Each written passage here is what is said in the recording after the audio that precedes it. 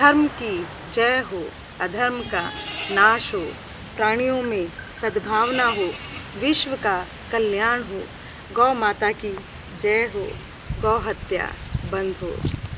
नमस्कार सभी को, राम राम सभी को। आज है 7 नवंबर और आज नंदिनी के साथ मैंने एक वीडियो बनाना था। उसके पीछे एक विशेष मकसद है मेरा। 7 नवंबर 1948 को करपात्री जी महाराज की अध्यक्षता में एक आंदोलन की शुरुआत हुई थी, गौ रक्षा आंदोलन। और उसके लिए आज तक प्रयास ही हो रहा है, क्योंकि गौ के लिए, रक्षा के लिए हम सभी कुछ ना कुछ अपनी तरफ से, सनातनी धर्म से रिलेटेड जितने भी लोग हैं वो अपनी अपनी तरफ से कोशिश करने में लगे हुए हैं। करपात्री जी के साथ रहने का तो मुझे मौका नहीं मिला, लेकिन धर्म संघ से जुड़ने का मुझे अवश्य मौका मिला और बहुत सालों तक मैं धर्म संघ से जुड़ी भी रही हूँ। और धर्म संघ में मैं जुड़ी रही हूँ ज्योतिष पीठ के शंकराचार्य स्वामी माधवाश्रम जी महाराज जी के साथ। और उनके साथ रहने से ही, उनके सानिध्य में मुझे पता लगा, हर साल 7 नवंबर को गाय की रक्षा के लिए, गाय को बचाने के लिए, गाय की हत्या को बंद करवाने के लिए जंतर मंतर पर एक धरना दिया जाता था। और उस धरने का हिस्सा मैं भी रही हूँ काफ़ी सालों तक। अपने छोटे छोटे बच्चों को ले जाकर मैंने भी जंतर मंतर पर गाय की रक्षा के लिए, उसकी हत्याबंदी के लिए बहुत बार उस आंदोलन में भाग लिया है। आप सबसे मैं यही कहना चाहती हूँ कि गाय जो है, गाय की हत्या किसी सनातनी के लिए ही नहीं, किसी भी धर्म में वर्जित होनी चाहिए। और अब तो धीरे धीरे सरकार, जैसे महाराष्ट्र में पूरी तरह से गौ हत्या पर बंदी लग चुकी है।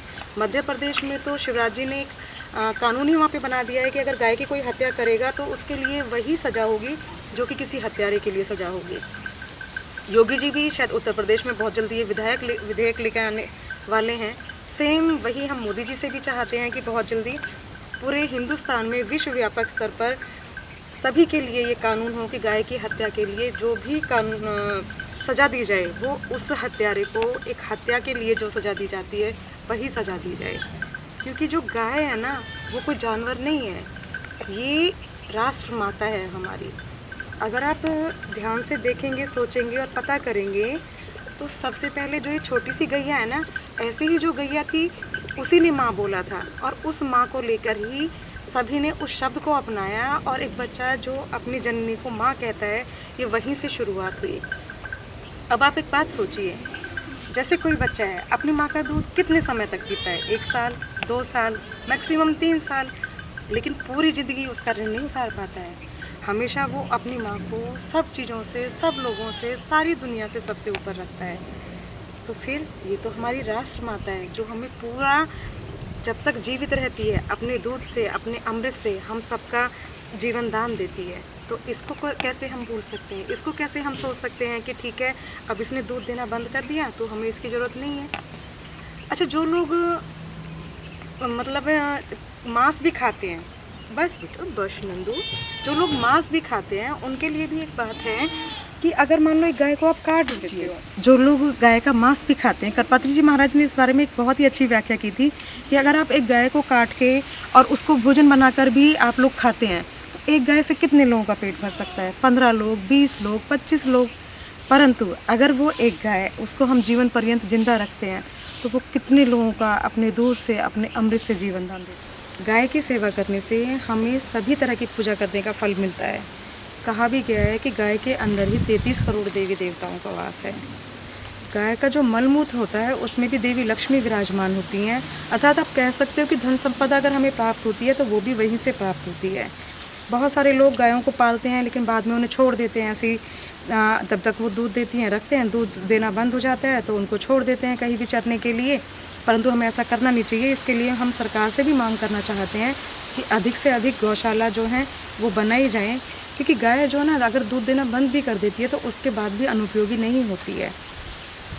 जितना वो खाना खाती है ना, बहुत लो कॉस्ट में वो खाना खाते हैं। गाय, बैल, चूरी, फल, छिलके, भूस, जो चीज़ हमारे किसी काम की नहीं होती है ना, वही इनका आहार होता है, उसी को ये ग्रहण करते हैं।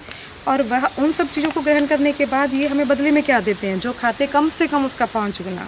अगर आप इनके मलमूत्र को ही ले लो ना, गाय के गौमूत्र से कम हज़ारों तरह की दवाइयाँ हमारे लिए बनाई जाती हैं, जिनसे उपचार होता है।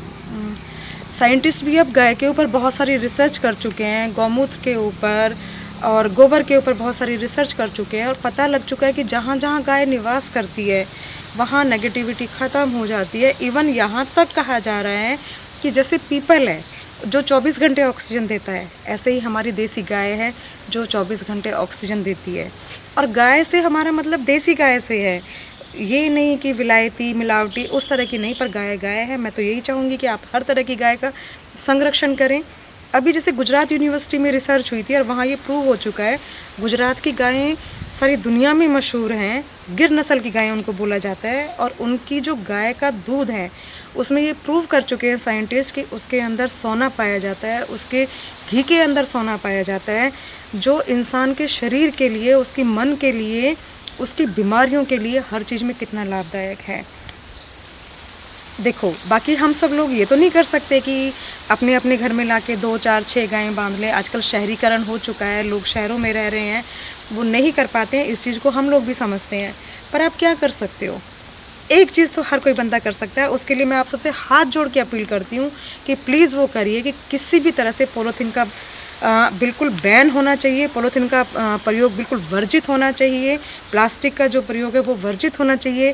क्योंकि जो गौ माता है ना, वो इस प्लास्टिक को खा लेती है और बहुत कष्ट पाती है, और उस जो पाप हमें मिलता है ना, वो हमारी 7 पीढ़ियाँ भी उसको नहीं भर सकती हैं। इसलिए कृपया करके हाथ जोड़ के आप सबसे निवेदन है कि प्लास्टिक को बिल्कुल बैन कर दीजिए, पॉलीथीन का प्रयोग बिल्कुल वर्जित कर दीजिए। अगर आप उनको यूज़ कर भी रहे हैं तो किसी ऐसी जगह डिस्पोज करें कि वो किसी गौ माता के मुंह में ना जाए। वो बहुत कष्ट पाती हैं, उस कष्ट के उनको देखने वाला कोई होता भी नहीं है। साथ ही मैं सरकार से और आप लोगों से भी ये कहना चाहूँगी, आपके आसपास गौशाला तो सभी के पास हैं, किसी एक गाय को गोद ले लीजिए, किसी एक गाय के चारे की जिम्मेवारी ले लीजिए। वो हमारे घर के सदस्य की ही तरह है, उसको खिलाने से आपके घर की बरकत बढ़ेगी, कम नहीं होगी। तो आज मेरा इन सब चीज़ों के पीछे कहने के लिए एक उद्देश्य ही था। मैं यही चाहती हूँ कि अधिक से अधिक गौशालाएँ खुलें, अधिक से अधिक गायों का संरक्षण हो और गौ हत्या सर्वव्यापी तरीके से, पूरी तरीके से एकदम बंद हो। ये कसाई खाने जो हैं वो बिल्कुल बंद किए जाएं, क्योंकि गाय के अलावा खाने के लिए हमारे पास सब कुछ है वो, और उसे राष्ट्र माता का दर्जा दिया जाए।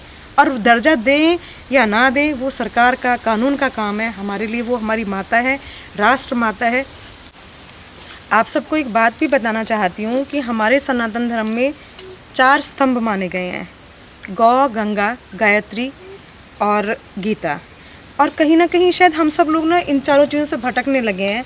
गायों को लोगों ने पालना बंद कर दिया है, गंगा माता बहुत ज़्यादा प्रदूषित हो चुकी है, गायत्री का घरों में इस्तेमाल ही ख़त्म हो चुका है, और गीता को भी हम अपने व्यवहार में नहीं लेके आते हैं। जबकि हमारे सनातन धर्म के लिए इन चारों स्तंभों को अपनी डेली लाइफ में, रूटीन में लाना बहुत ज़्यादा अनिवार्य है।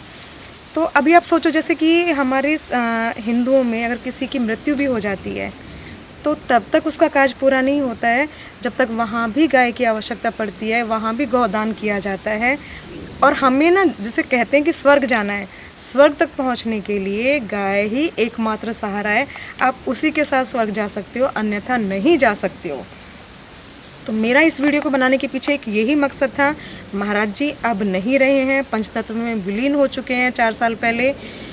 आज मैं जंतर मंतर नहीं जा सकी हूँ, लेकिन आज वही पुरानी विस्मृतियाँ फिर से आ गई हैं। फिर से वही चीज़ें हैं कि आज 7 नवंबर है, हम लोग घर में बैठे हैं, क्या हम यहाँ से कुछ नहीं कर सकते? कर सकते हैं। यहाँ से भी हम आप सब लोगों से अपील कर सकते हैं गौ रक्षा के लिए, गौ हत्या बंदी के लिए। तो आप सबसे वही अपील मैं कर रही हूँ कि गौ रक्षा की जाए, गौ हत्या बंद की जाए। अपने अपने स्तर पे आप जो कुछ कर सकते हैं वो करते रहें, और बिल्कुल प्लास्टिक का और पॉलीथीन का प्रयोग जो है उसको बिल्कुल बंद कर दें। तो यही सारे मेरे आपसे कहने के लिए मकसद है। उम्मीद है आप लोग समझेंगे मेरी भावनाओं को, मेरे मन को, मेरे विचारों को। धन्यवाद सभी को।